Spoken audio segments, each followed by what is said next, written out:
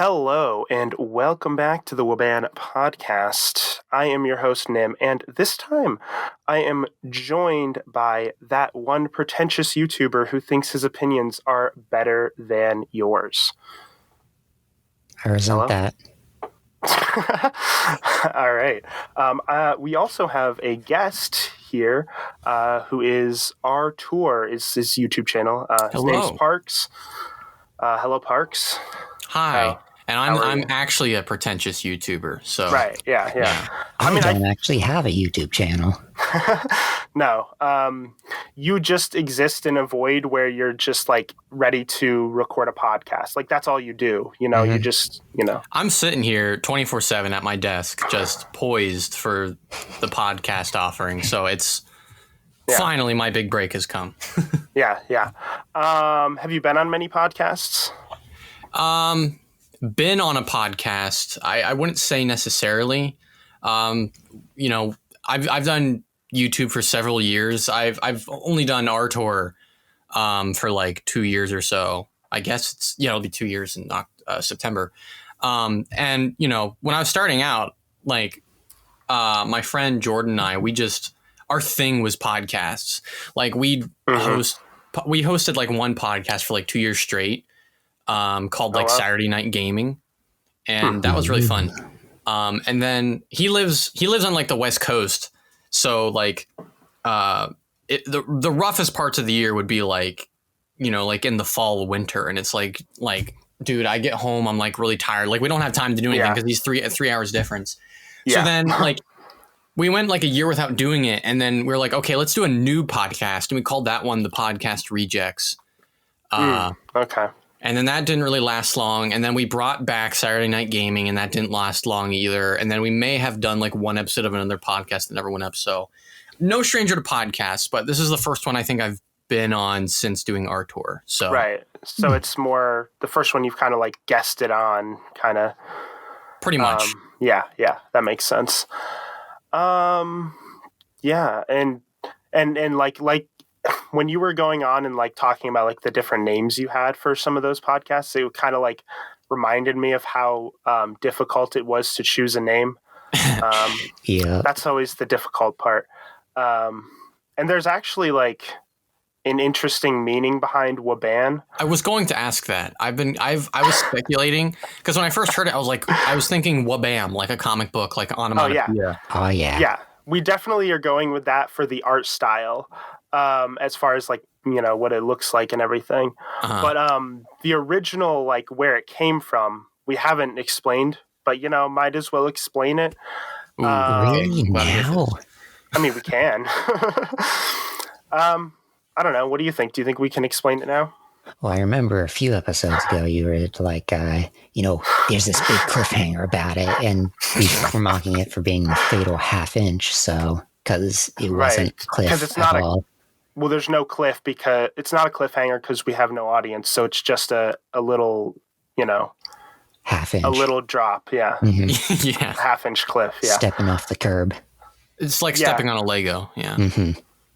I mean, I feel like we can, you know, just kind of go for it. And then, you know, people will probably, if you know, when we become famous, not if. That's a lot of confidence. Place your bets, folks. Place your bets on when, not if. Okay. Right. Exactly. No, if we like became popular, you know, I'm sure there'd be a lot of people who would have missed it, and then there'd be still a lot of people asking, you know. And it becomes a deep cut then, where it's like, oh, you're not an old like Nim TV fan, like you don't get like you know you don't understand like what band's this, and then by then it's developed into like a cult legend, and it's like, oh no, actually what band means this, and it's like, you know, then there's like a debate, and it's great. That's You guys are very optimistic about this. Come on, we got like I don't know what the most listened to one is. Maybe like I don't know. I was looking at. I think it might be the first one. Yeah, the first one, just because that makes sense. Because you know, if you go somewhere, you start from the first. That makes sense. Yeah, the first is definitely the worst. First is definitely the worst one. That's usually how it is. We can definitely agree with that. But Yeah, I mean, you know what? I might as well go for it because Do why it. not? Yeah. I really think it's great how we came up with the name. So we went through a bunch of names. Like we were sitting there for like a few hours, probably trying to come up with names. Just spitballing random junk, phrases, Like words. we were, yeah, and then we started getting into this idea of like, oh, we could like do. We really want to do something that's kind of like funny, like ironic in some way. So we were like something, and because we were talking about how bad we were at naming things, like so we were like, hey, it should be something with that.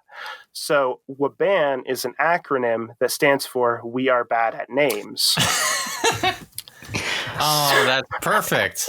I found that really funny because Waban, the acronym, is a perfect name, but it's spread out. Right. It's junk.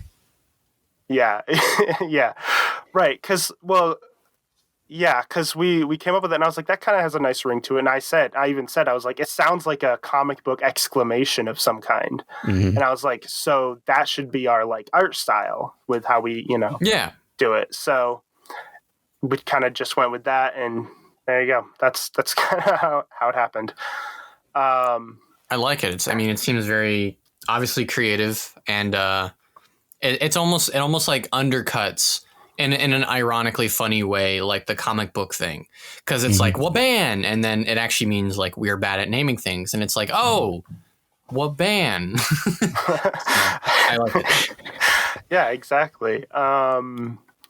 Yeah, so that's kind of how that went. Because like before, the one previous podcast I had like a couple of years ago was just called the Nim Cast, which like has a nice like the word Nim is, I think, a decent word for like branding. Like it fits with a lot of things. You could put that in front of a lot of things. Yeah. Oh yeah, like Nim TV works pretty well.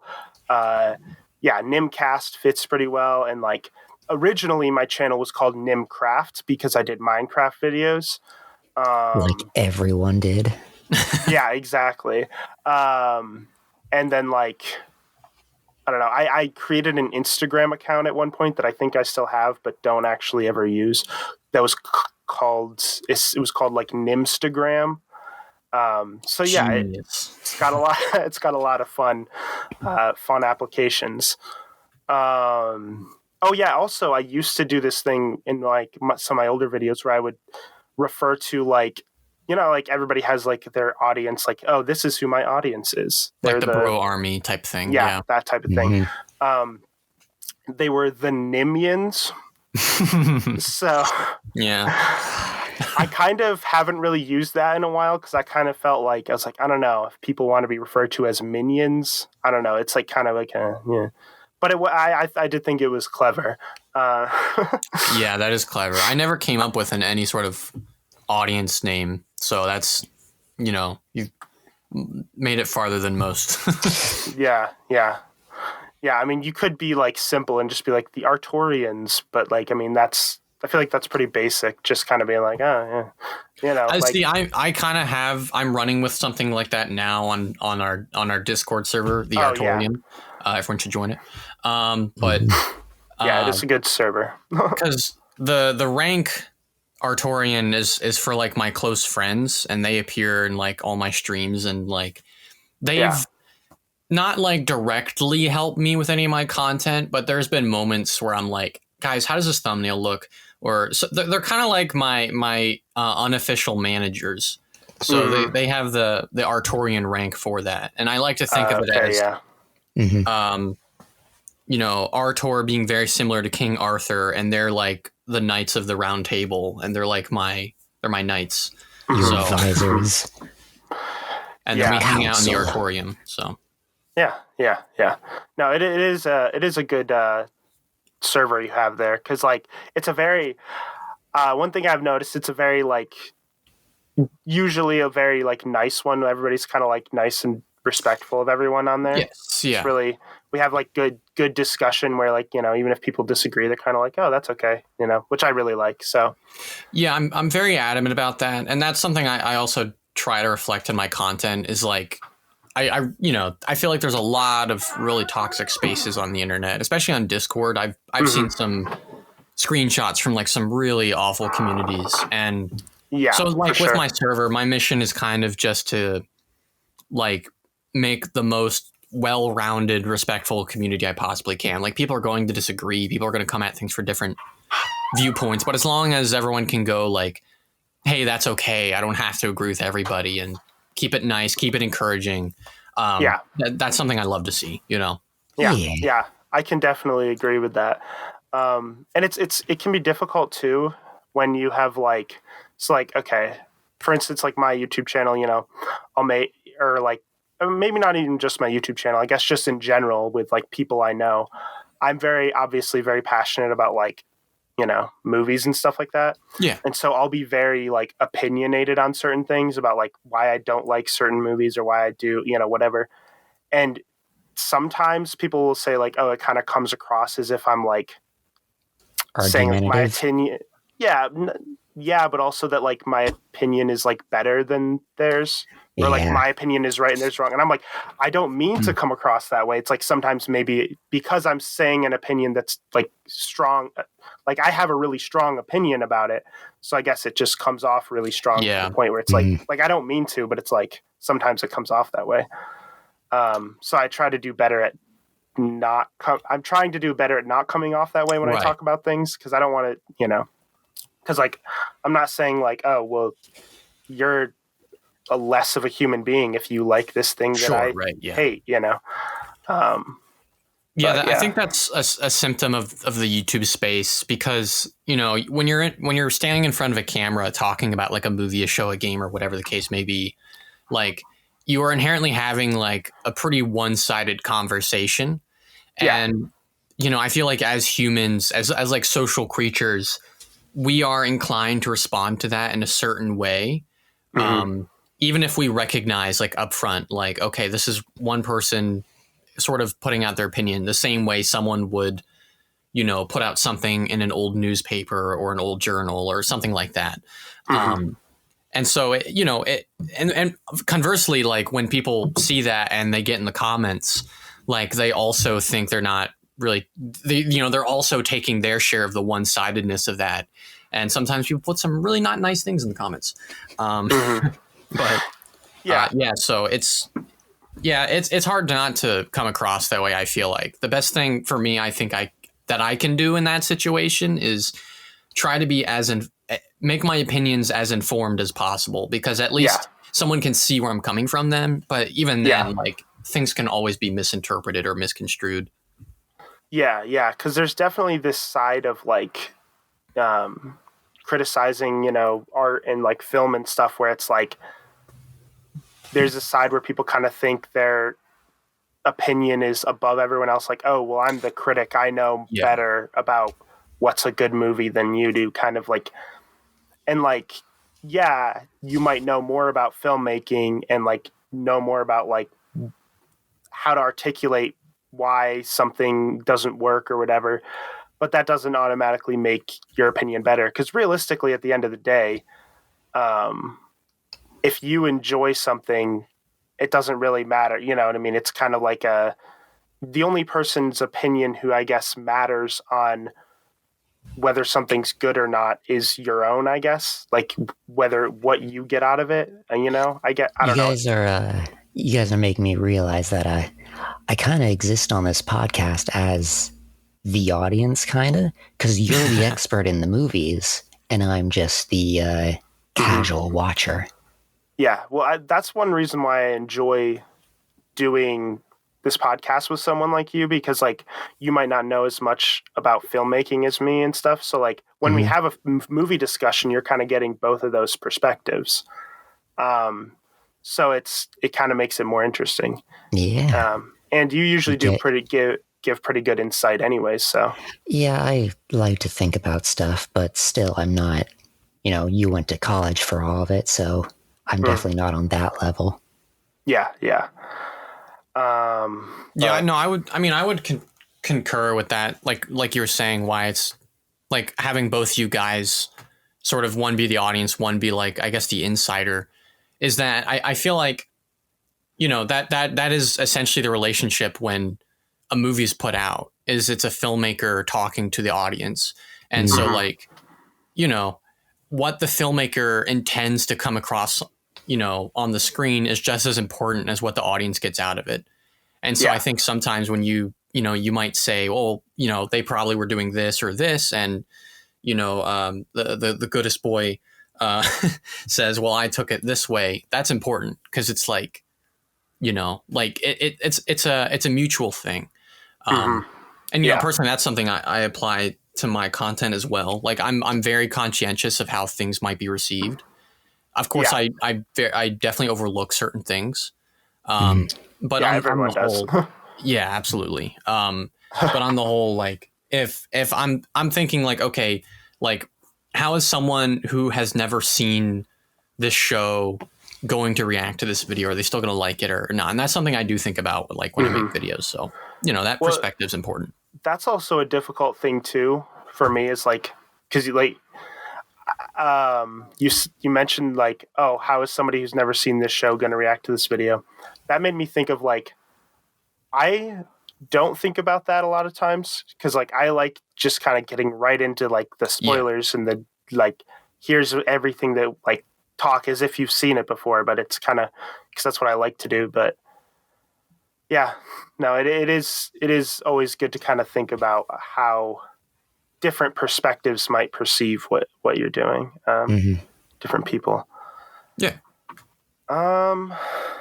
Yeah, so we can move on. I wrote down some like random questions I could ask just to kind of get conversations going. So we can kind of go into some of those if you'd like. Yeah. So first off, general, what is your history on YouTube, or at least as much as you'd like to share, if there's certain things you don't want to know about. Yeah.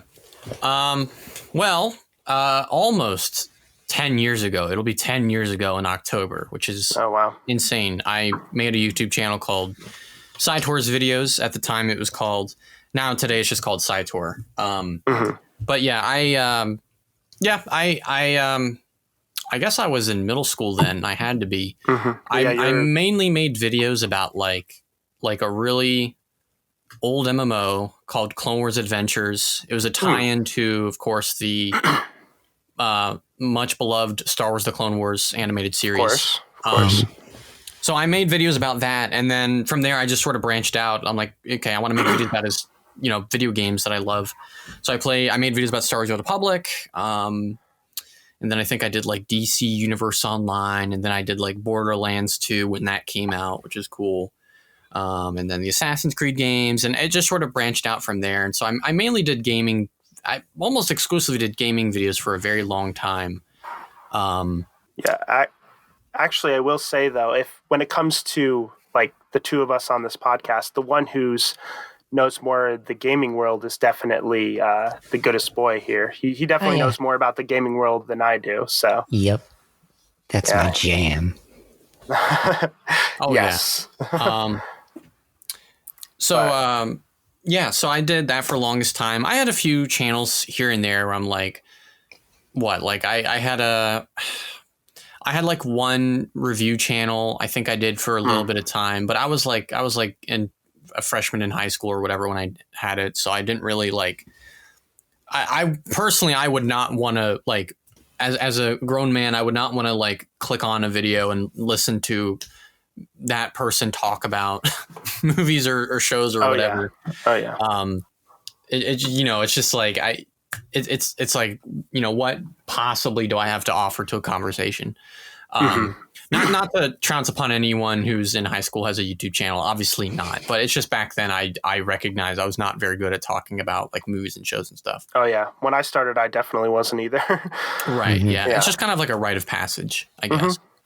But yeah. So and then I think in 2019, I kind of went through like a bit of a rough patch with ArTorr for a few years, was sort of shedding viewers, and I wasn't really happy with the types of videos I was making. And I was like, man, like I like making gaming videos, but like I want to do more than just that. And I don't want to be known for that. And sort of the YouTube algorithm had put me into a box where it was like, if I made a video about anything Star Wars, it would get views. And if I didn't, it would just get nothing. And it kind of hurt because I was like, man, I just want, like, I used to have an audience and now it's gone. So I was like, you know what, screw it. I'm just gonna make something new, kind of go in this direction with these videos that I want to make now. And that was ArTorr. And I started off with Borderlands, and then I made a bunch of videos last year on Star Wars: The Clone Wars, The Last of Us, Raiders of the Lost Ark, Jedi Fallen Order, so on. And for that entire duration, until like December or so, I like had almost no viewers. Like I had my viewers from SciTour who came over, but it was a very small number of people. And it wasn't until December last year, which was 6 months ago, that the algorithm blessed me. And my channel just sort of blew up to the point where it is now, which is far bigger than SciTour ever was. So, so I'm still making videos very slowly, but hopefully that should pick up in the next few months. Is there any specific like videos you would say that like really boosted your like subscribers and views and stuff? Because I know for me, I came to your channel because of the Clone Wars videos you did. So this is, you're asking for on behalf of like ArTorr, right? Okay. Yes. The two, it was sort of like the triple threat, or not the triple threat, the double threat. Sorry, triple threat rolled off the tongue. I had the Last of Us Part 2 video that did pretty well for a couple of months. It got to the point where it was like at, I guess it was at like 1,000 views or so before December. That was the one video I did where it was like, oh, this is actually getting some outreach. And then obviously that game, being very controversial, being very widely discussed last year. That's kind of why it came up so much. And then in December, on December 10th, I think, Last of Us Part 2 kind of sweeped the Game Awards. It won Game of the Year. Bunch of people were talking about it. People were making videos about it. And that's kind of how, like, that happening, like The Last of Us Part 2 winning the Game Awards, is, if that didn't happen, my channel probably wouldn't have taken off, I don't think. So that video really got traction on my channel. But I should also say, at the same time, on that very same day, December 10th, Disney announced like all their new like shows and movies and stuff. And that's what the day they announced like the 9 or 10 or whatever crazy number of Star Wars shows they were doing. I remember that day. Yeah. And so many of those shows and movies are in some way connected to the Clone Wars. Like, for me, if there was one impression I took away from that, I was like, the Clone Wars is the blueprint for like all this future Star Wars content. Like you have Ahsoka. Yeah, especially Bad Batch right now. And Bad Batch, absolutely. Yeah. And then characters who are spin-offs of Rebels who, that was a sequel animated series to the Clone Wars. So I was like, yeah, that's pretty relevant. And so it took a little bit to pick up on, because I think it took a little bit for people to sort of mull through like all the Star Wars shows and stuff that were announced. But at that same time, like the Clone Wars videos started to pick up. And then from there, like people were like, they'd go from the Clone Wars videos, they'd watch my Jedi Fallen Order video, and then they'd go from that and watch the Raiders of the Lost Ark video because they were fans of Lucasfilm. And then people from the Last of Us video would watch the Borderlands video, they'd watch the Jedi. So everything just kind of worked out really, really well in my favor last year. On December 10th, specifically, the day that really changed the channel. So the turning point. Exactly. Yeah. I think that's the thing, is like over the years I've been trying to like, obviously build an audience. My channel's definitely slowed down in terms of like how often I upload. Like, I mean, recently I've been doing like the podcast, so it's been like something once a week. But regular videos that aren't the podcast, I have been very slow with it. Like I'm working on like scripts for these videos right now that I'm just procrastinating so much on, that I will eventually do hopefully over the summer.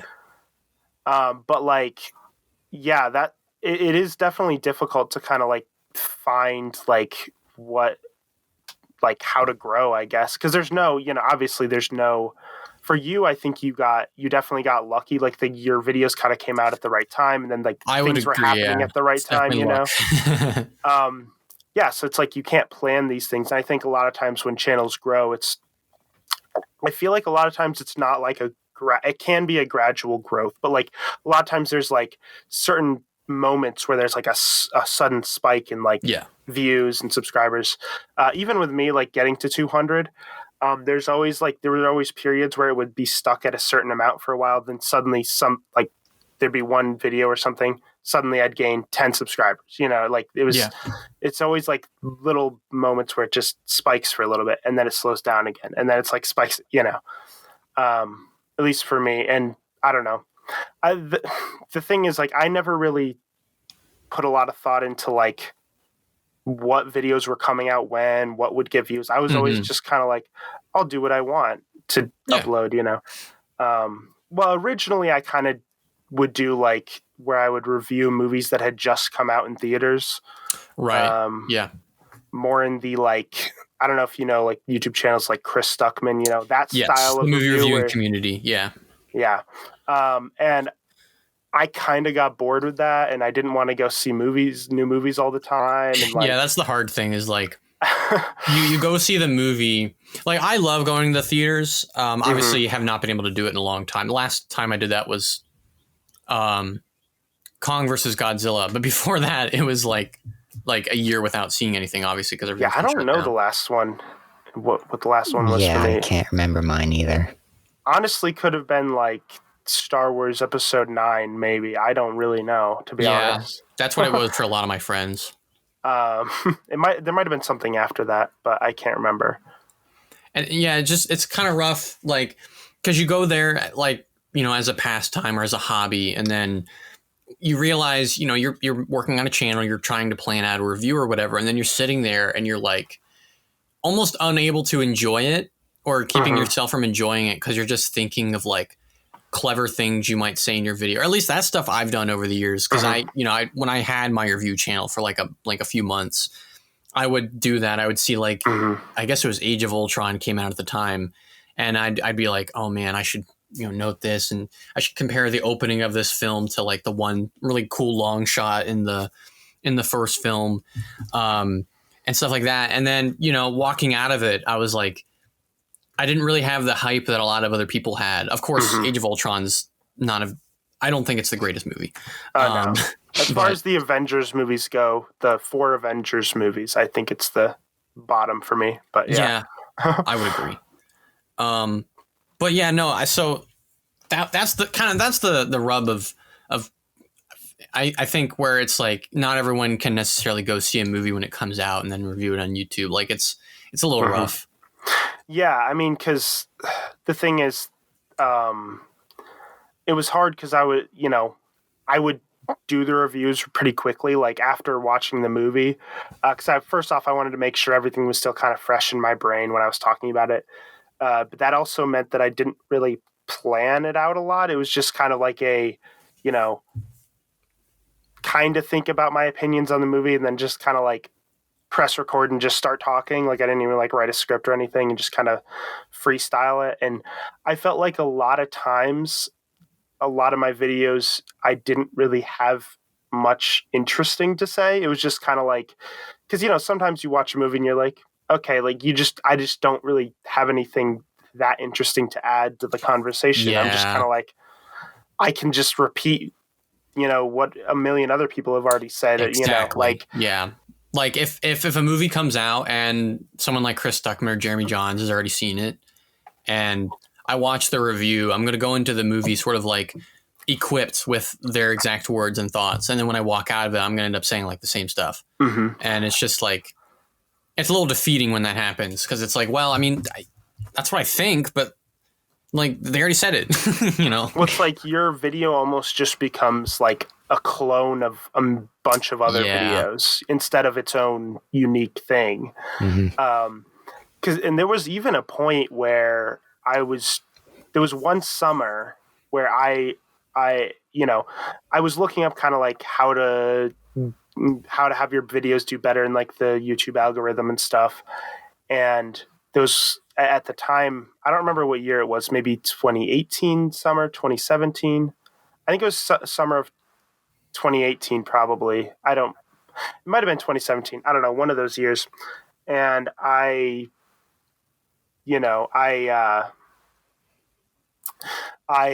whatever I was looking up, it was saying like, oh, the more often you upload, the more likely YouTube was to promote your stuff or whatever. The more, likely Yeah. you are to.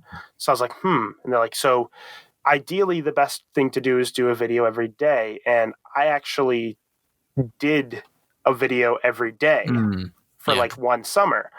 And I had, so what I was doing is like, some of them would be like movie reviews, but I also had the series where I was reviewing each individual episode of Clone Wars. Okay. So that was a good way to kind of keep, give me content so I could keep doing every day. Yeah. Right. I mean, those videos aren't on my channel anymore. They weren't good, but because they were all the thing is, because I was doing a daily thing, it was like everything was so rushed and so just record it, get trash. it done. And I also had was working, I think, pretty much full time that summer too. Yeah. So when you get home, you're like, providing like a really intellectual discussion on a Clone Wars episode is probably not like at the forefront of your brain.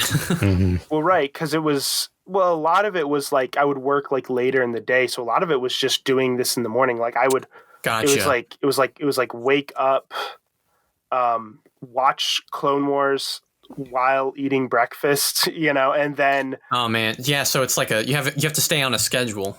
Yeah. And then go press record it. And then just like quickly, there was the quickest, most minimalist editing of like throw an intro on, throw an outro, kind of cut out a little bit maybe. And then it was kind of like a one take kind of deal where you just kind of throw in an intro, outro, and then export that, upload it, make a thumbnail quickly, upload it, It was just not bare minimum. Yeah, exactly. This is quite a few times now that I've heard you go through something that has your day packed and like would probably exhaust you. And I'm just thinking, why would you do this to yourself? What do you gain out of this? Exactly.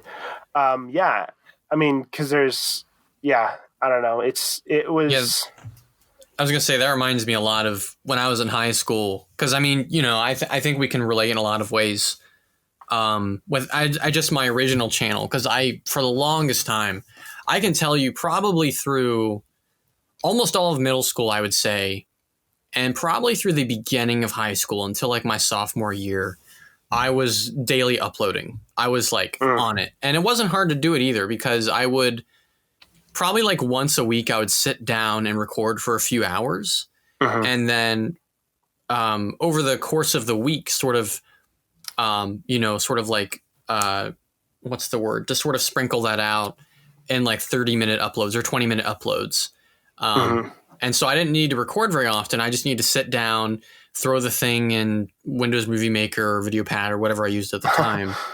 Oh, yeah. Windows Movie Maker. I remember Movie Maker. Yeah, I used to use that. Yeah. Yeah, I totally also remember that. I remember Movie Maker.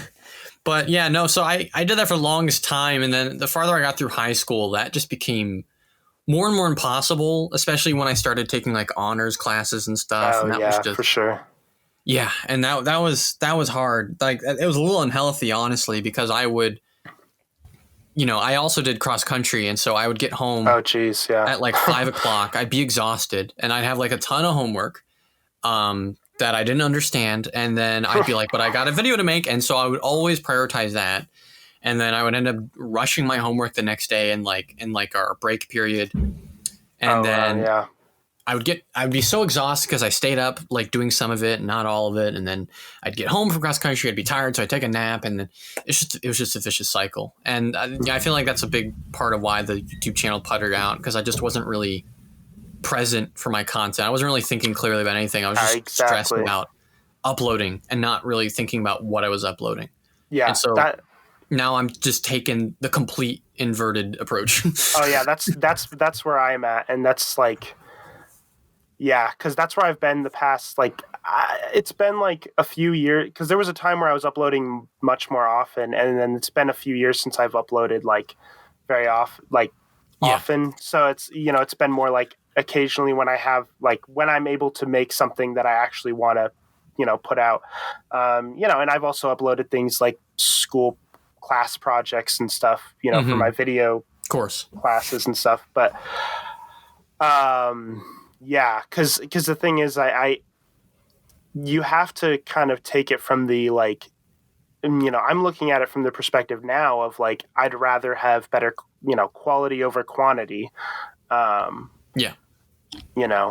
Because the thing is, like, if you upload daily, that might increase your chances of getting people to click on a video, maybe, but it's not, if your videos aren't, good enough, or they're not, are they going to want to stay?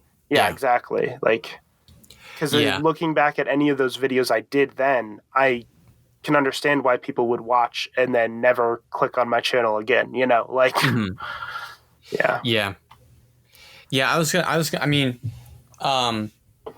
I definitely, obviously now I'm very much a proponent of quality over quantity.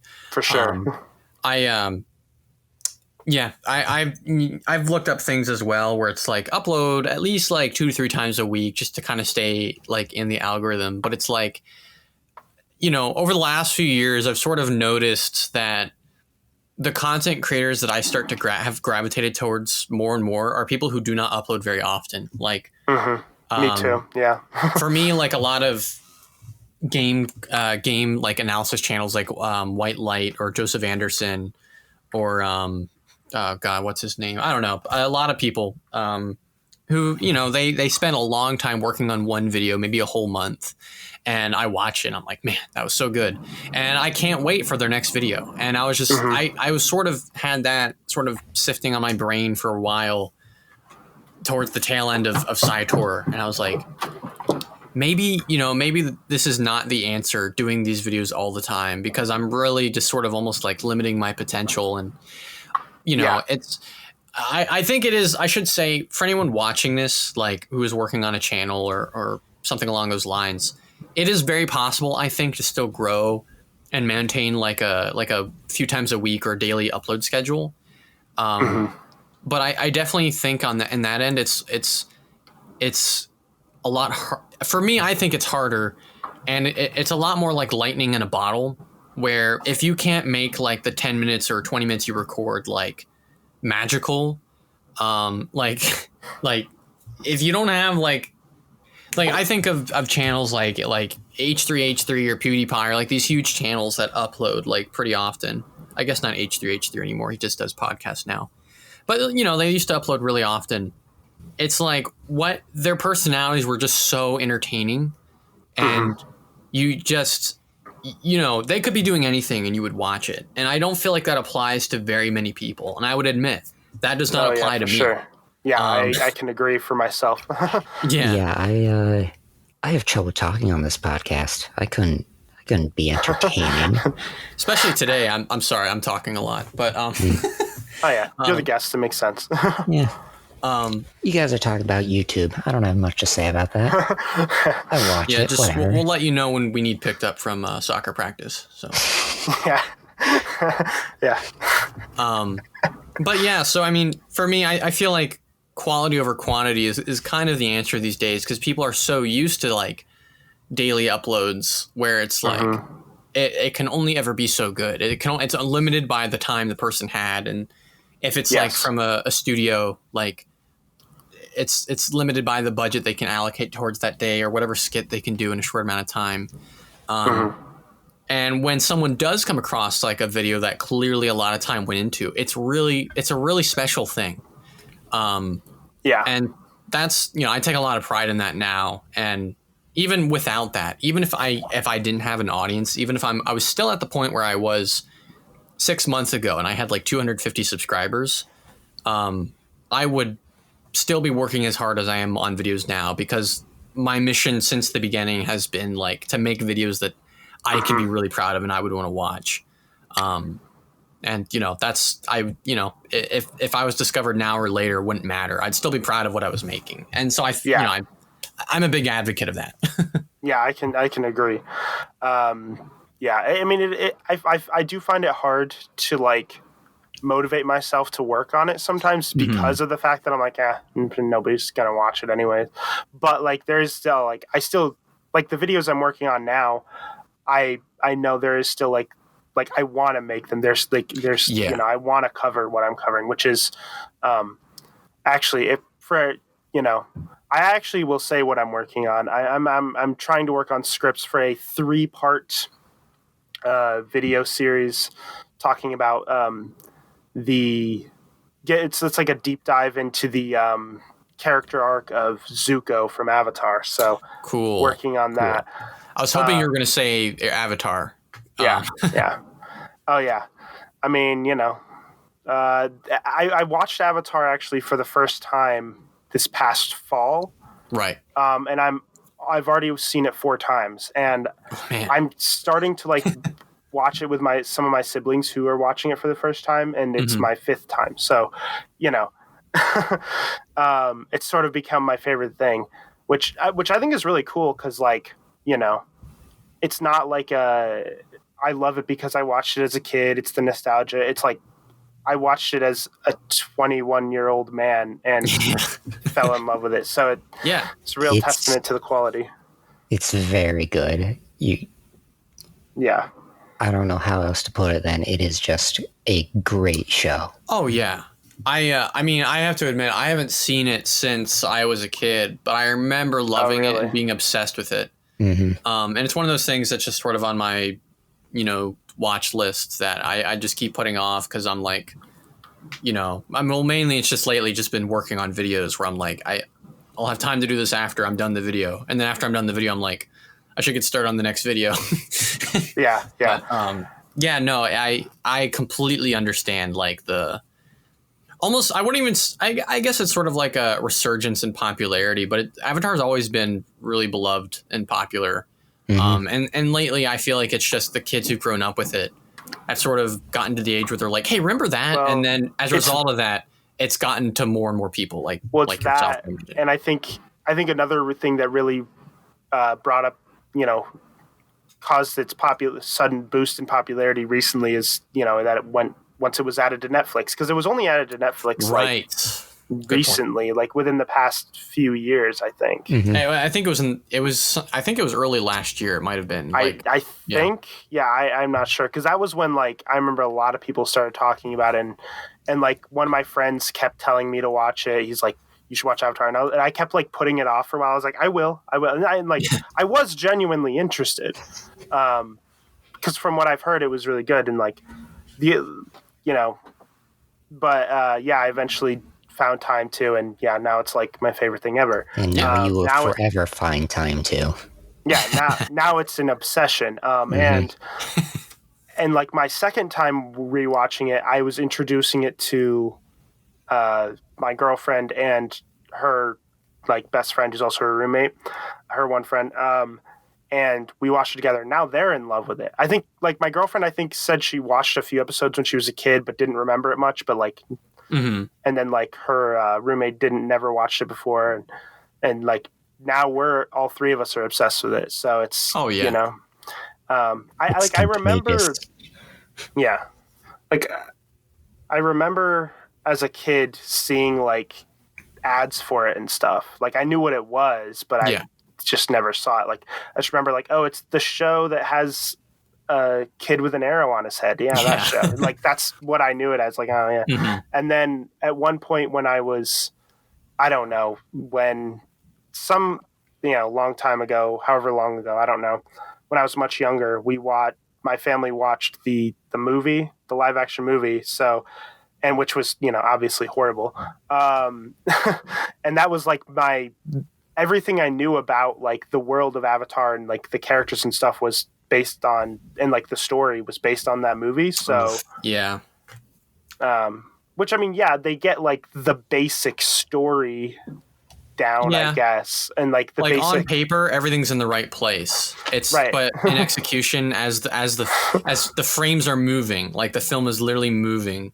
It just gets worse and worse as it goes on. And for sure. Why did you skip that arc? And how could you, Well, I mean, like, I understand Right.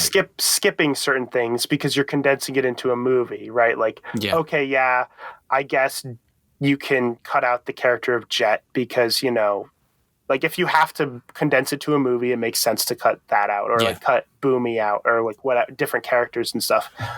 But still didn't turn out great. It also cut out the personality of the show, I feel like. Right, yeah. There's no personality ever. And there's no like scenes to help that are like get you know, the characters to get to know you. Yeah. You get to know the characters and stuff. It's just kind of always moving. But yeah, we had a whole podcast episode talking about this already, but like how they, instead of showing Sokka and my terrible names, Moon Girl getting to know each other, and you know, Yue. Yeah, Yue developing a relationship. They just they just put text on the screen, narration, that's it. Ugh, they're just like, they got to know each other really, really well. And then it was like, okay, and that's cool. it. Or like, and it was also like little details that are weird, like, you know, they find Aang, or I guess Ong, they find him, and then they bring him back to the village, and then immediately after that, the Zuko shows up to try to like capture him, and then like he goes with him, like, oh, if you leave these people alone, I'll go with you, you know. And then Katara's like, we got to go save him and stuff, and whatever. We got to go with him and save him and stuff, even though there's been no like establishing there's been no scene showing them like get to know each other, you know? Right. Like, in the show, it's like you see them penguin sledding together, and you see all, you know, all this. So it's sort of stuff. like speed running the plot and then skipping all the emotional beats that matter. Yes. To it. Yes. It's just like, here's the technical, like, if you squint, it's things the same. Here's the things that happened. Yeah. And that's it. It's like the equivalence of just reading a plot summary. Yeah. You know, but yeah. Yeah. Take a big sigh after talking about the live action Avatar. Yeah, exactly. But yeah, just take a moment to recover. Take a moment of silence for the death of Avatar. Press F to pay respects. Yeah.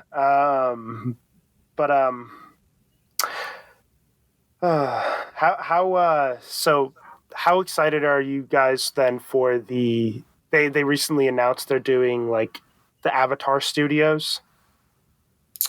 Oh yes. I'm a little out of the loop with that a little bit. I've never seen Korra. Oh really? Okay. Yeah, that's one where I was like, I completely missed out on it. So once I was done watching Avatar, I watched through all of Legend of Korra. I've still only seen it once. I definitely like it. It's definitely not as good as Avatar. Like, it's a show where like I watched it once and I don't care to see it again, but like I would.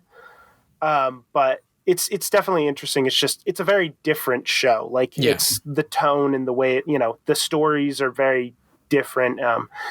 It's kind of interesting to see like the same universe, but like progressed technology. Cause now it's more like, I want to say like early 1900s technology now, kind of. So it's kind of interesting to see like everything progressed. But yeah, it's interesting. But it's definitely not as good as Avatar. But yeah, no, they're planning on doing like I guess Nickelodeon created a whole studio dedicated to Avatar now, like creating new Avatar content. So that's going to probably involve like shows, movies, whatever. And it's like with the original creators as well. That's good. And it's like going to start off with a theatrically released movie. There's no announcement of like what that movie's going to be about, when it's going to be released or anything, but like there's just an announcement that it's happening, that they've started this studio. So it's interesting. Isn't I thought Netflix was also doing something, and then the creators left. Is that project completely canned, or is it still being developed? So Netflix was going to do a live action show. Yeah. I know the creators were involved, so Mike and Brian were involved, but then they left, and I'm presumably so they could do the Avatar Studios instead. But I really don't know, because I've heard that they were getting rid of the idea, but I also heard they were continuing with it. I think they are. So I don't know. I don't really know what's going on with that. I'm gonna guess they like licensed Netflix for at least like their contract, deems that they have the license for like one season or something, or like a set amount of time. Yeah, and, probably. Once they get Avatar Studios up and running, like once they actually put out stuff, they probably won't like renew the license, and then you'll have another live action. I should say I don't have a lot of confidence in that live action adaptation, because after they left, because I was like, oh boy, here we go again. I mean, I feel like it'll probably end up being better than the M. Night Shyamalan movie, because it's not condensing everything. At least, hopefully, it doesn't. Right, and exactly, and they might actually get actors who know how to act. Well, you guys are once again very optimistic. Yeah, I don't know if you knew this, but the actor they got to play Aang in the movie was he was a kid who was really good at martial arts, and he sent in his audition tape was just like him showing off his martial arts skills, and he wasn't even really an actor. And M. Night Shyamalan hired him based on that, like seeing like, oh, he can do the martial arts and stuff. I'm like, but maybe hire him.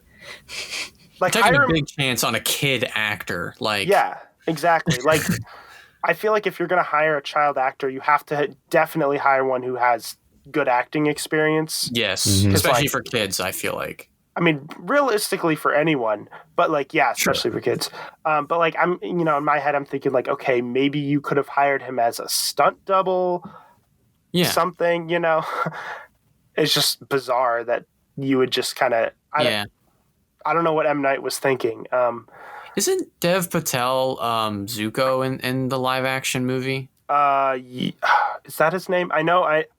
He's in the Green Knight coming out this year. I think he was in Slumdog Millionaire. Is that the same guy? Yeah. Okay. Oh wow. Yeah. That's kind of funny. Yeah. But one thing I've noticed is like there are some actors in it you can tell kind of that are competent actors. They just didn't have much to work with. Whereas some of them you could tell just can't act, like the ones playing, like especially the one playing like Katara and Sokka. Sokka. I can't even see his face in the live action version. I don't even remember who played it. I have no idea. I can't see his face like at all. Yeah. They got his like haircut right. The sides cut down, shaved down, and the ponytail thing. But it's a disaster of a movie. I still don't know why. So like the movie is only an hour and 40-ish minutes long. I still don't know why they went with such a short length. Because like you're condensing an entire season of a show. Yeah. It's not nearly enough time, and it really showed. Like you already are, by condensing it into one movie, are already running the risk of like, condensing it too much and stuff. So why would you limit yourself to an hour and 40 minutes? It's just really a really weird choice. When you could go like 2.5 hours if you just because there's a lot of stuff there for the story. Sadly, they never made the second and third one that they were going to. Sadly, okay. Unfortunate. No, I kind of wish they did though, just so you could see how they messed stuff up. Like, I want to see so mock it more. Right, I want to see how they would have done like characters like Toph and Azula and like May, Ty Lee. They even reveal her at the end of the film too. Yeah. So that gave me a little bit of hope, where I was like, this is just like when they revealed her in the show. Like in the show. Yeah. Oh yeah. It was pretty much. I mean, there's a lot of like little moments that are like, oh, they're mimicking what was moments in the show, like, but they don't. They look kind of similar, but they're not. They're just, but they're surrounded by not enough context or anything worth anything. I think that's one of those movies that's very like universally hated. It's one of those movies that like I don't think anyone likes. Pretty much, I know of. Like, it pops up on a lot of like worst movies ever type of lists and stuff. For sure, especially for like big budget like Hollywood movies. Like, it's definitely up there. Because I mean, you could definitely look at like worst movies when you look at things like The Room or something, but that's like, that's an independent, funded by one insane guy. Who somehow was able to fund a $6 million movie or however much it was. But, that's a whole separate type of thing. But yeah. The Avatar movie's a huge, huge disaster. But yeah, we went into quite a few different like details on that movie when we talked about it on here. It was, most of them were disappointing. Pretty much all of them. I think the one positive thing I said was like, Aang's tattoos looked kind of cool. Like, there was that was neat. It was a cool design for like, if you're gonna transfer it from animation to live action, that's a cool way to do it. That was really the only positive thing I think I had to say.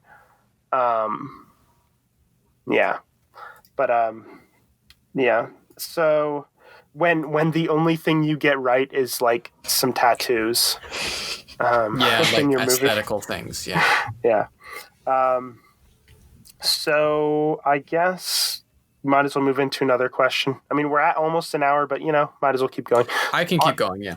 Oh yeah, our podcasts have gradually gotten like longer because they started out, they were all like close to like 50 minutes to an hour or something, and then the latest one we had was like an hour and like 55 minutes. Is that how long it turned out? I think it was something close to that, yeah. Because I remember we were recording for like 2 hours and we're like, oh no, we've made a mistake.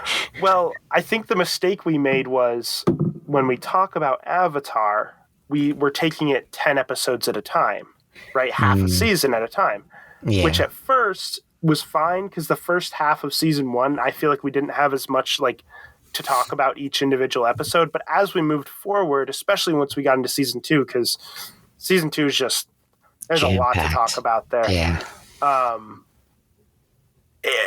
It was just like really difficult to, you had to spend a while on each episode, so it just kind of, but that's okay. People like long podcasts sometimes, I guess, maybe. Anyways, can you hear that a dog barking? Yeah, puppy. Yeah, you heard it? Yes. Yeah. Just these dogs. Oh my gosh. Okay. Whatever. I'll just move on. So I guess one of the questions I had was, what are, like, as far as your career goes, what are your like career goals? Where do you look at it in that? I'm assuming it's more in the video production, filmmaking kind of realm. It's really up in the air right now, I'll be honest. I am sort of studying film in college right now. So I'm 22 years old, but I like took a gap year after high school, and then I went to a school like closer, like NPA, for like a year. And then I took another gap semester off so I could transfer colleges because I really liked the one I was going to. And then I've sort of been there since, I transferred. But it's kind of up in the air. Like, you could probably better speak to this as someone who, you did like, I presume you're 4 years. Yes, I did. Yeah. For me, it's like, man, I like film, but I also really like sort of how video games are made. I really like animation, which sort of ties into film a little bit, but it's sort of also kind of treated as like its own industry at times. And I had a class. I guess it was last semester, like last semester, like in the fall. It was called like Intro to Digital Humanities, I guess it was. Okay. And it was like every time someone would ask, like, what the heck is that? I didn't know how to explain it to them, but it was like basically every week we read like really long essays about like sociocultural topics and how technology affects it. So it's like, what's a great I don't know, like the topics are really dense, like college theory type stuff. But I remember one thing being like how does the globalization, incurred by the internet help, say, a community in like Georgia help a community in like Africa? I know that's a really askew comparison, the state of Georgia to the continent of Africa. Right. But it was something like that.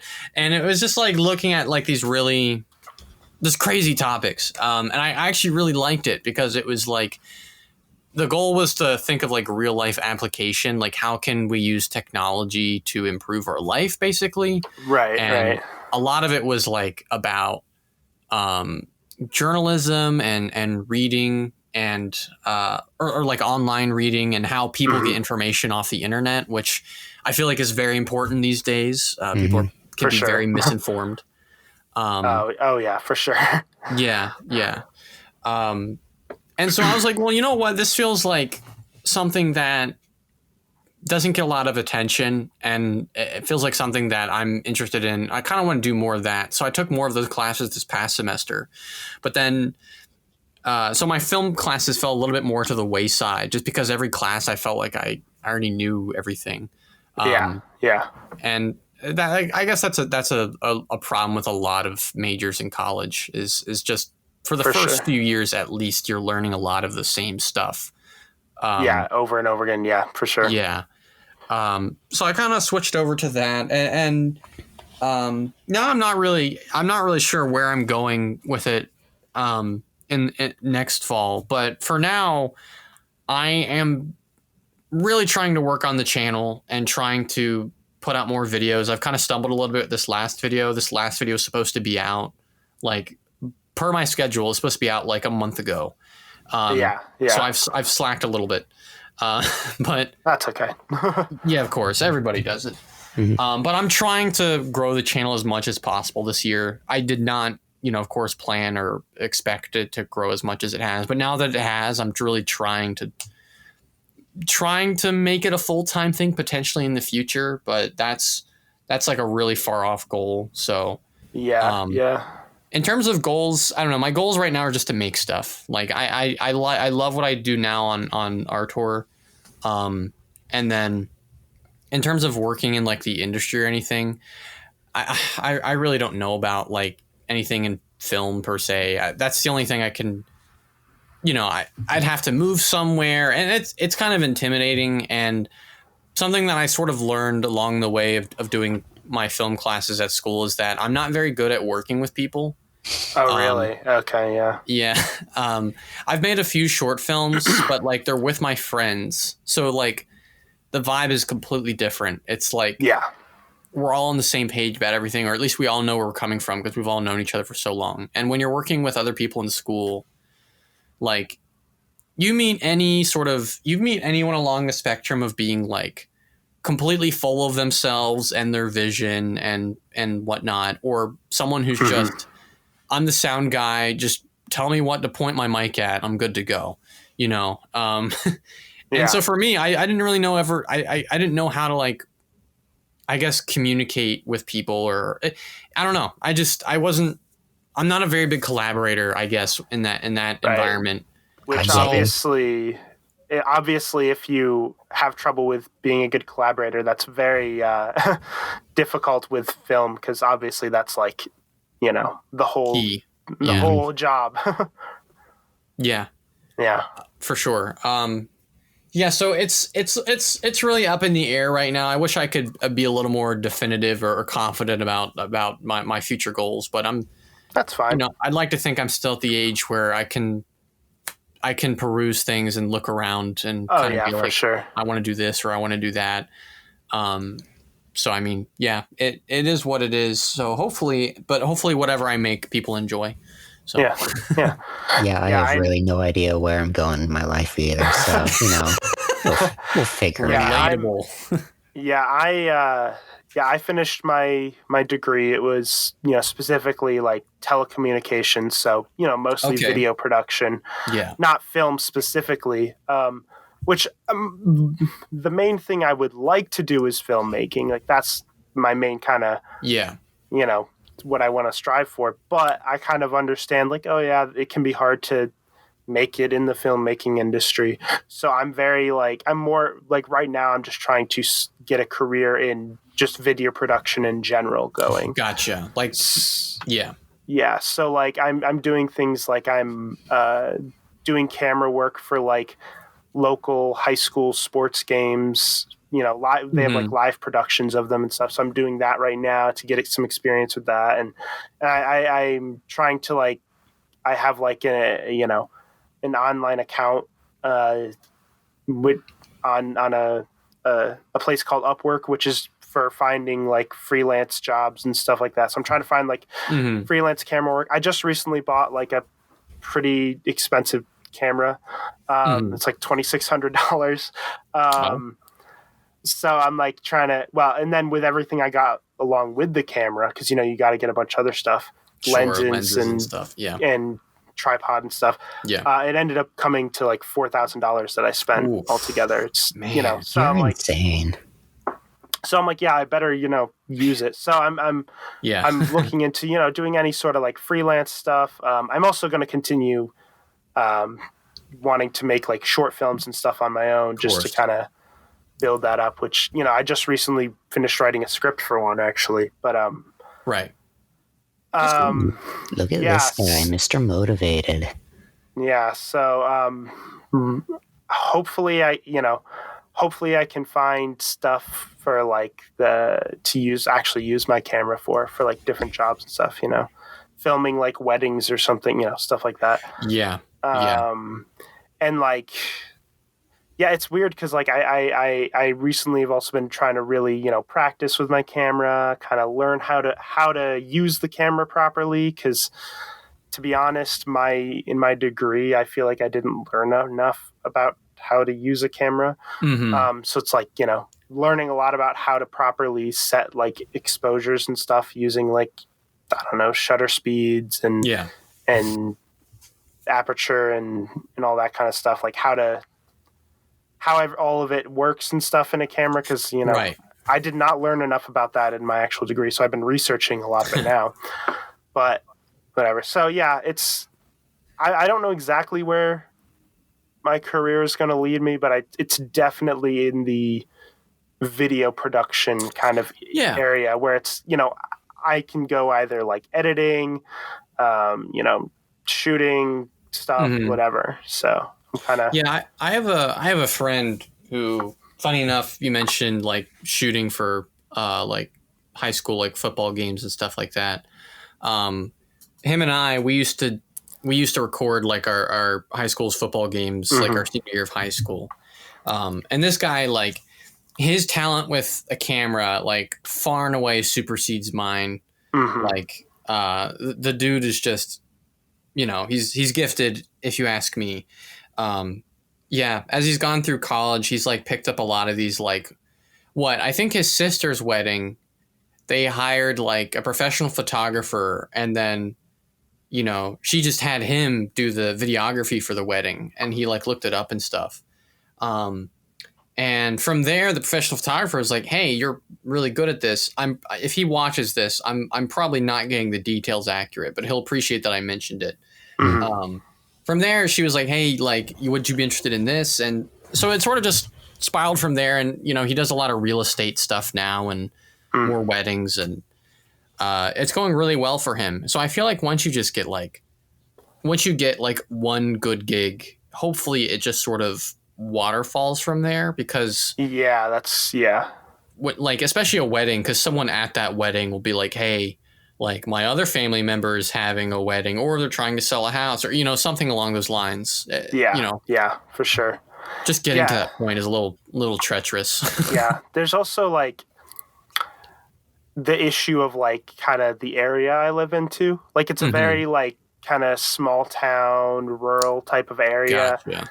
So it's I'm eventually planning, like I'm still living at home like with my parents and stuff. So I'm planning on, because I like just graduated college this past fall, in the fall. So like, I'm planning on eventually kind of moving closer to like a city, possibly closer to like Pittsburgh area. Oh yeah. Things like that. So yeah, we'll see. We'll see where it leads. We'll see where I am in like 5 years. Like Goodest Boy said, you'll figure it out. Yeah, we'll figure it out. Exactly. Don't worry about it. It'll happen. Maybe. Yeah. Who knows? Yeah. The thing is, like, one thing I noticed is, like, while I was in college, I feel like I didn't think about it enough almost. Because, like, so I was like, I was in college and I was like, okay, I want a job, I want a career in, like, video production type stuff, right? And I was like, okay, I'll figure out more on that when I get closer to the end. And then all of a sudden I graduated and I was like, wait, I graduated. Okay, now I actually have to figure out my career path. Because I'm like, otherwise, if I don't really do anything about it now, I'm just going to be kind of sitting around, not like my degree would have been pointless, So I'm trying to work towards that. Then I presume the debt kicks in where you have to pay like that monthly payment every month, or if you took a loan. Yeah, I did. It's not like a super high loan for compared to like the average that a lot of people do, but it's high enough to where it's like, it's definitely something that's a little annoying. But it's more closer to the 20,000 range. So that's compared more manageable. To like I've seen people who are like 40,000, 50,000. There's even people who are like 100,000. Like it's. Yeah, one friend who just graduated is like $110,000. Oh, geez, that's insane. I don't know. Like I would be so like overwhelmed. I'd turn into a puddle, basically. Yeah. I mean, because like you think about it and you're like, okay, how long is it going to take you to pay that off? Because like with mine, that's like 20. I think it's like 22,000, something close to that. I'm setting up what is I think I don't know. Whatever plan I set up is like 10 or 20 years. I'm not going to do math right now to figure out. But whatever it is, whatever it is, it was going to be like $157 a month or something. Like when it starts, which it starts in like, I think I'm supposed to start it in like within the next week. I think it's like the 24th of this month or something, because it's like 6 months after you graduate, you have to start paying it. But yeah, and like I that's more manageable. I'm like, $157 a month. I can handle that. Like I'm like not super like freaking out about that. Yeah.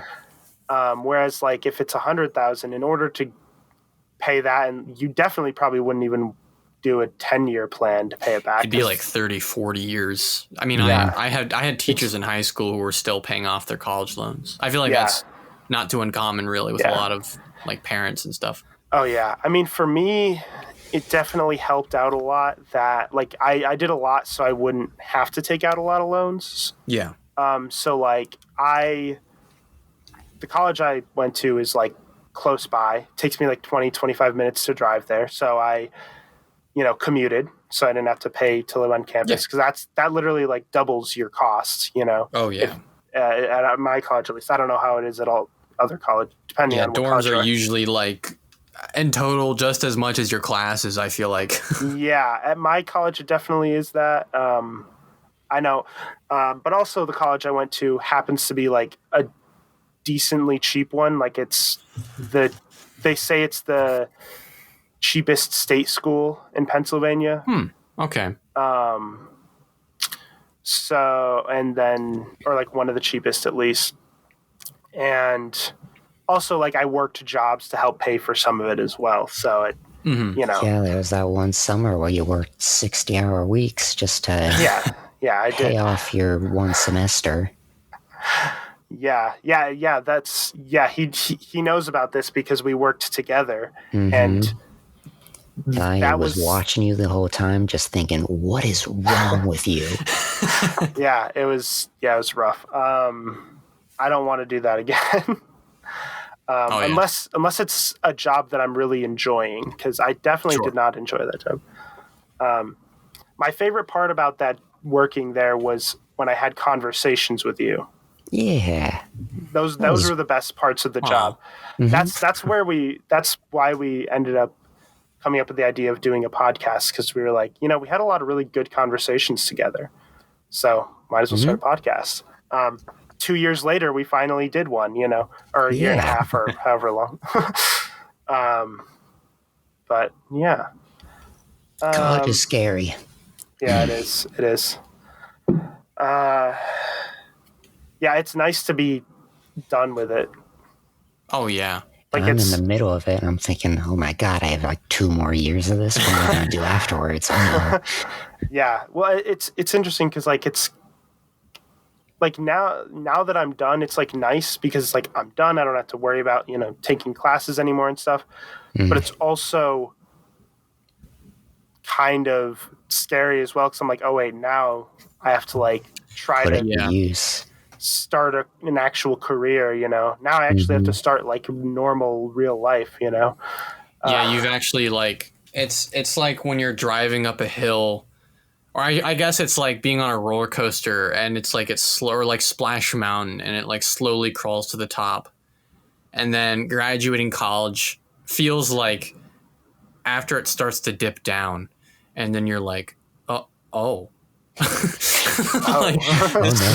is really extreme, dude. I don't know. I want to get off of this ride, and then it goes all the way. And yeah, I mean, at some point it's supposed to steady out, but I guess that's just like that's the adventure of your 20s is like, figuring your life staying out, afloat, and like hopefully we can look back on it one day and be like, man, sure glad everything worked out, but.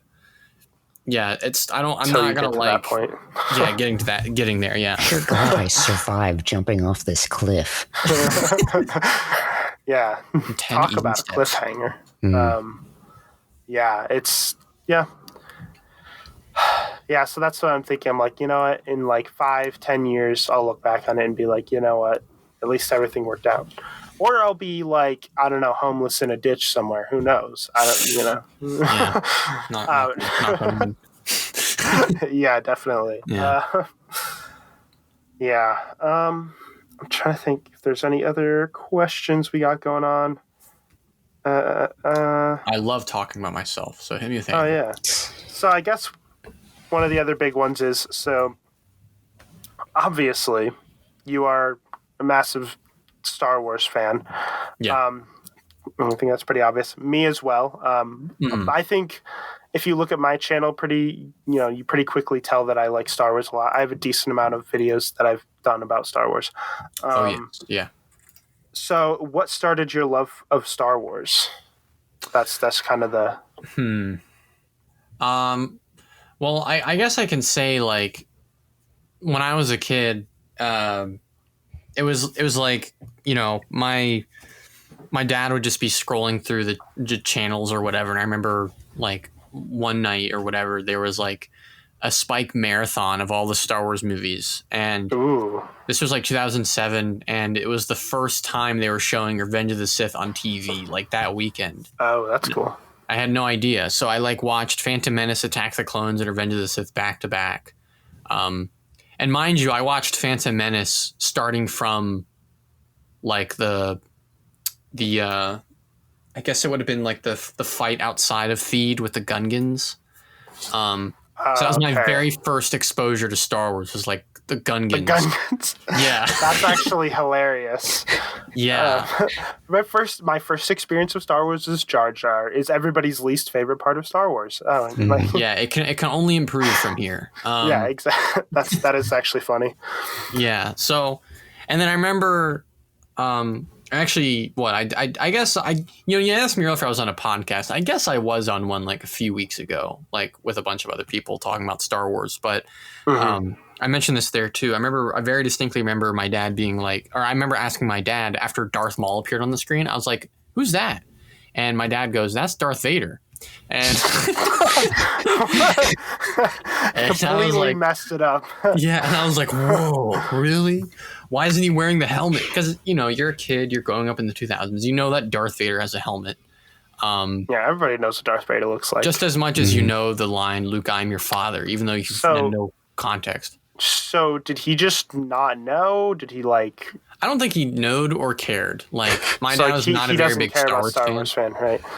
I mean, he does and he doesn't. He cares about it because I do. Like, well, I've been to 3 Star Wars celebrations. Like, that's the big Star Wars convention. Yeah. Mm-hmm. 2 of them when I was a kid, like 2009 and 2010 and 12, I think were the ones I went to. And he took me to them. And so you have to be a special type of crazy to go to a Star Wars convention. Because you're just surrounded by people who like, nothing but Star Wars. It's amazing. But also like, if you're just like a normal person, it's like, oh God. Who are these people? Was that Greedo? What is this cult? Yeah. What is this? I mean, it's basically a cult. I mean, like why is everyone wearing hoods and What are these glowing sticks? The Jedi Order could very well be considered a cult for sure. Oh, for sure. So especially it makes after sense. they got wiped out, they're kind of a cult at that point. It's like who follows these guys? Like there's no one. Yeah. But yeah, so I mean, really, it was just like I just would rewatch like those marathons on Spike every so often, like 2008 through 9. That was like almost every other weekend was a Star Wars marathon on Spike. Oh wow, that is awesome. Yeah, and so I was just like, oh man, this is great. And then I think up to that point, I was fascinated with Star Wars. I thought it was cool. I didn't get it. When I really got it and understood it and loved it was when the Clone Wars came out. Because, being a kid, like animation, it's just naturally, I think, a little bit more appealing because that's something that I grew up with. Oh, yeah, like, for sure. Finding Nemo, And so the movie was not the greatest. And even as a kid, I recognized that. I was like... Yeah, I remember when I saw the movie for the first time. Yeah. I was like, man, Ahsoka's annoying. But now she's my favorite Star Wars character. So like... Oh yeah, that was kind of what everyone thought at the beginning of the show was like. Yeah. And then she kind of gradually got better. The character, there's a lot of character growth, and then Oh yeah. Yeah. But yeah, that's really where I fell in love with Star Wars was with the show because it was like a weekly thing, and that was almost like a family tradition a little bit because like it was like I remember just. We'd be out late some nights for whatever reason. I think the one night we were out Christmas shopping, it had to be in December. And I was like, Dad, we're going to miss the Clone Wars episode. It's at 9. He's like, okay, we're going to get home. And and it was just stuff like that. Like for, however many years that was on TV. Yeah. That was like where I fell in love with Star Wars. And so the Clone Wars is easily, I mean, Empire Strikes Back is my favorite Star Wars film. Every time I sit and watch the film, I'm just like... Me as well, yeah. My God, this is incredible. Yeah. But the Clone Wars is definitely my favorite Star Wars thing, 100%. And I'm just... It brings me nothing but joy that it sort of lives on as it does now, and like the Bad Batch and all these other things. And yeah, for sure. I can agree. Yeah, for me... It all started when I was about 7 years old. So like my dad was like a fan of Star Wars growing up and stuff. Like my dad watched Return of the Jedi in theaters when it first came out and stuff. So like he liked it, did it a lot as a kid and everything. So we didn't really grow up with it a lot until I was like, once I was like 7 years old, it was because we went to like my aunt's house and they owned all the Star Wars movies. Yeah. So, or at least they owned the original trilogy. I don't know if they had the the prequels or not, because we didn't watch the prequels, but like they introduced us to it with the original trilogy. So they started their like we watched episode 4. But yeah, because they loved it too, and like I already knew like a decent amount about Star Wars beforehand because they would say things and like things I would hear. So like I already knew like Darth Vader was Luke's father, all that kind of stuff. Yeah. I sometimes I wish I didn't, so it could be like a genuine surprise, but but yeah, so I was introduced to it like the original Star Wars, so which I would consider is maybe the best way to be introduced. I don't know. Everybody has their opinions, Probably. but I'm not sure. Yeah. I think that movie does a really good job at introducing you to the universe for sure. Like it kind of gives you a nice, slow, gradual, introduction. Oh, absolutely. Whereas if you start with like the Phantom Menace, I feel like it throws so much at you. If it's your first time watching, it doesn't. You're like, what's going on? Yeah.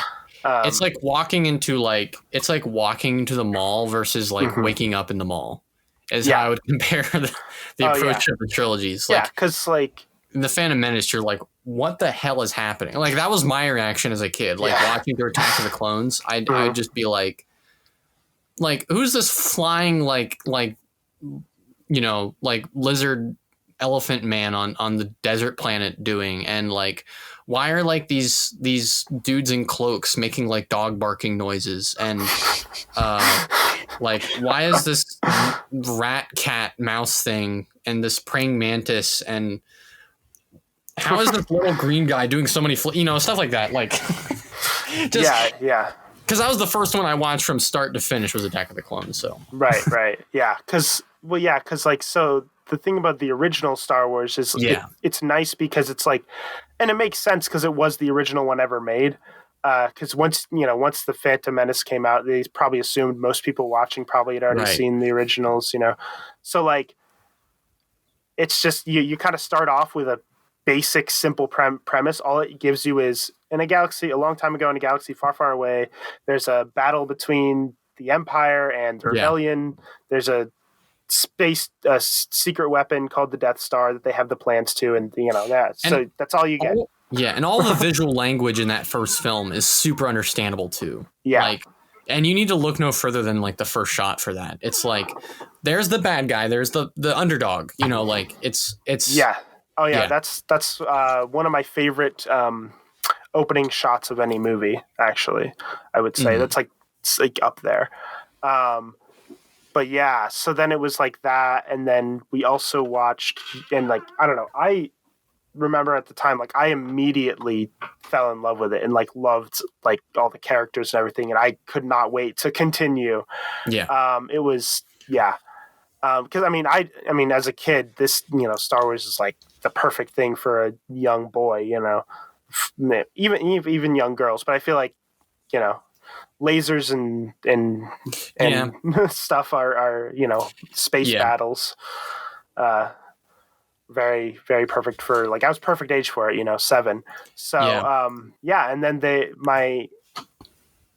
we watched that, and we watched The Empire Strikes Back at my aunt's house. We didn't end up watching Return of the Jedi. I think we were going to, but like so my family moved soon after that, like farther away, and then around Christmas time, we still hadn't seen Return of the Jedi. Around Christmas time, our aunt and uncle sent us a gift, which was the original trilogy. So, cool. I think Christmas night or something, we watched Return of the Jedi finally and finished it off. So for a while, that was all I had of Star Wars because that was all we had, and like we rewatched the original trilogy so many times. So like it's interesting how you get like introduced to Star Wars because like for me, the original trilogy is like the core of Star Wars. That is Star Wars. And then everything else is, even the really good stuff is like that's the extra material, that kind of builds on it. So whereas like some people might kind of see like Clone Wars if they were introduced to it that way, and they might see that as like that is Star Wars to me, It's kind of interesting when you look at it in that way. It's going to get even more interesting just because there's so much Star Wars coming out. Like oh my gosh, I'm really interested in like 10, 20 years like what kids on the internet will say, or, you know, by then they'll be probably teenagers or adults, will say like, oh, I was introduced through Rebels, or I was introduced through The Mandalorian, or my first film was The Force Awakens. Yeah. And, you know, and I'm especially interested to see what, you know, that generation has to say about the new trilogy, because obviously it hasn't sat well with a lot of people who've, you know, grown up with any Star Wars really. Yeah. But maybe the people growing up with it will have a different perspective, you know? Well, that's kind of what we saw with the prequels, I think, too. Right. Because when the prequels came out, all the critics were, didn't like it. Everybody was talking about how they were not good. And I mean, I still personally think, they definitely have their issues. But now you see a lot of people who grew up with the prequels and are now like, love them because, who are older now. So they're, voicing their opinions on these things online more. And, it's interesting to see kind of how that shifts. You guys have this like insane love for this series, and I'm over here like I never got into movies. Never really. I love the Clone Wars. I love that show. That was great, but that was like my main introduction to it. Yeah. But I did, however, have the Lego games of it, as well as there was a Wii game amazing. For the Clone Wars series that like it came with like this case for the Wii remotes that were lightsabers that glowed, which was cool. The best thing. That is cool, yeah. I'm a Jedi, woo. Yeah, that is cool. But no, Lego Star Wars was that was amazing as a kid. Yeah, absolutely. I mean, it also like, I don't know, it just sort of localized Star Wars for like, kids growing up then. It's like, why should I care about a film from the 70s? Well, it's great, obviously. But like, how is it relevant to me now? It's like, oh, now it's Legos. It's absolutely relevant, Yeah. Yes. I mean, my favorite thing about playing the Lego games was always like, you're playing a game of like a movies that I already loved, and like kind of playing through it and being like, oh yeah, it's like I'm playing through the movie as these characters that I love and stuff. I just loved like kind of, and then like comparing like the scenes to like how it happened in the movie and stuff. I just loved, because it was like Lego Star Wars and Lego Indiana Jones were like my top two. Oh yeah. But those I played a lot, and it was, and even today they're a lot of fun, I mean, they're not, they're definitely made for you. You can definitely tell they're made for kids. Like it's not difficult to pass the levels and stuff. Mm-hmm. Oh, yeah. It's not Dark Souls. It's not Cuphead, I don't know. Yeah. I tried Cuphead and I can't. It's so hard. I don't think I've beat it. I don't have the patience. I couldn't even pass like the first level.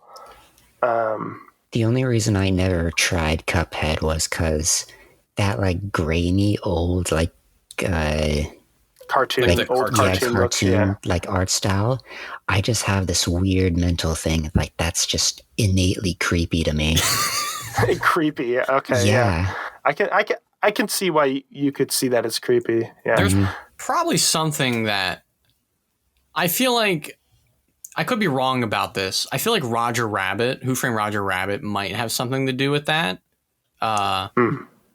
If you've never seen the movie, though, I'm completely off that. I mean, I've seen a little bit of it. I think it like came up on Cartoon Network quite a lot, but I think every time it did, I just like, I don't want to watch this. This is weird. Yeah, cartoons with real people. That's weird. Yeah. Because I was playing. There was a quest in Cyberpunk, where like, it's like you're looking into this basically this guy who abducts children, and I won't get into the context of the quest because it's like super dark, but like. There's this thing in the quest where like there's this really like a Cuphead style like 30s 40s animation, Disney animation cartoon, and it's just the way they put it in the game is deliberately creepy. Like it's supposed to be really creepy because it's like a tell for the killer or the kidnapper or whatever.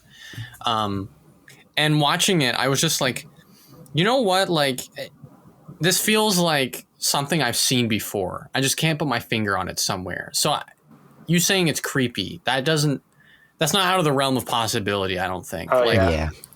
And in a way, they kind of lean into it in the game because you have like these bosses that are really like they come out and they're really happy and like fluffy or whatever, and then they just turn into something crazy and it's just Yeah. yeah.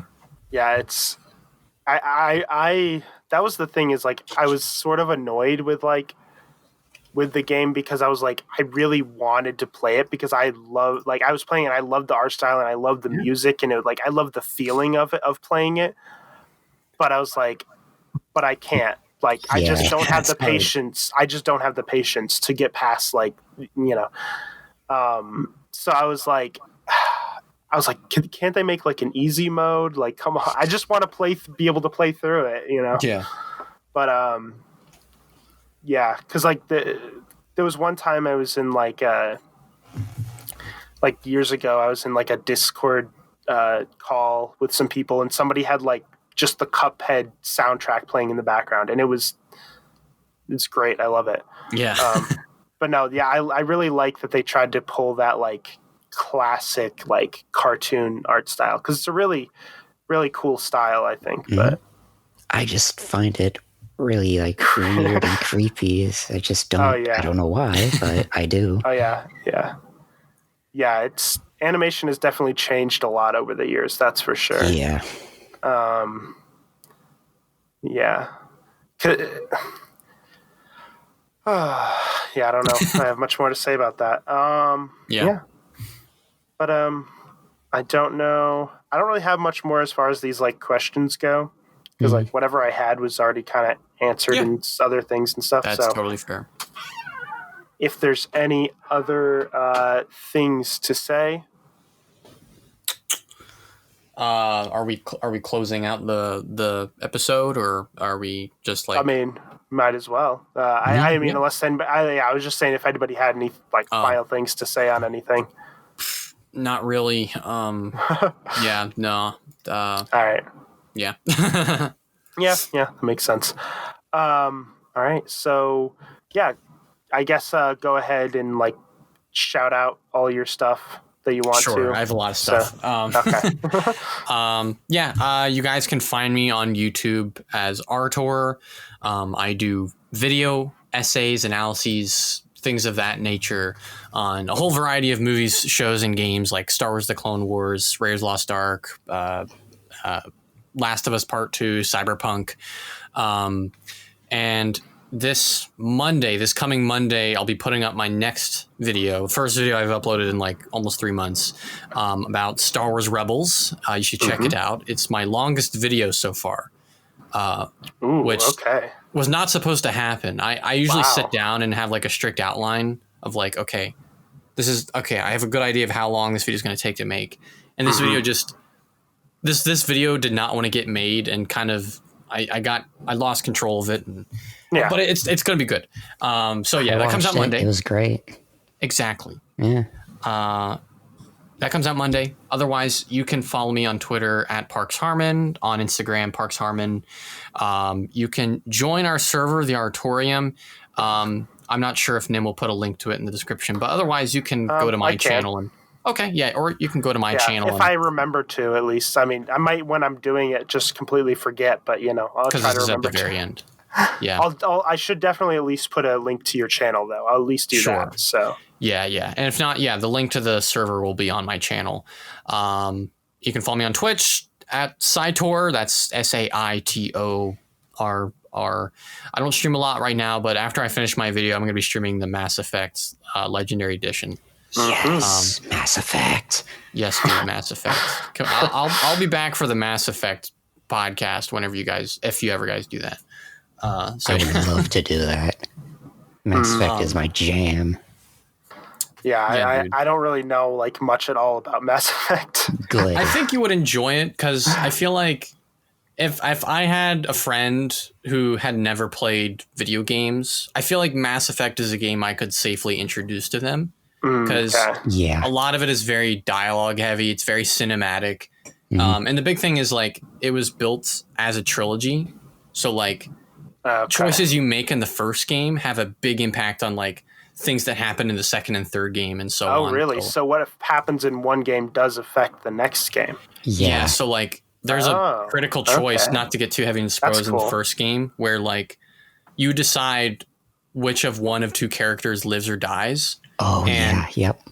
Yeah, that choice is crazy because whichever character you let live, the other one dies and they do not come back at all for the rest of the trilogy. Mm-hmm. So you can play through that series twice with this other character alive or the other one. That is really interesting. Yeah, and you can't get them both. So it's, Because like obviously I've heard of, you know, there's a lot of games that do like choice-based things where your choices affect what happens in that individual game, but I've never heard of ones where it's like cross, like the next in the series it kind of continues that. That's cool. Mm-hmm. Yeah, it's very cool. And it's made by people who made like the Knights of the Old Republic games for Star Wars. So like there's a lot of Star Wars influences in the game. And yeah. High recommendation. But anyway, that's all my stuff. So thanks for having me, guys. No problem. Thanks for coming. It was a good time. So anyways, thanks for listening to this week's episode of the Waban podcast. There are multiple places you can listen to it on. You can find it on my YouTube channel, which is NimTV, NIMTV, or you can listen to it on multiple different audio platforms. Those platforms are, let me find the list here, Anchor.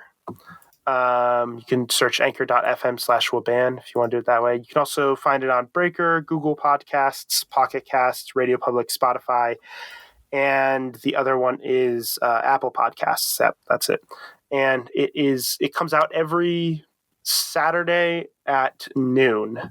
Noon Eastern Standard Time. There we go. Gotta specify that. I always forget to like specify that, and it's like depends on your time zone. Someone asks.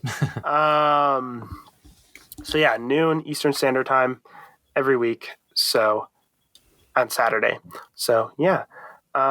Thank you for listening to our first guest episode. So that's exciting. Do you feel honored to be our first guest? Sure. Yeah.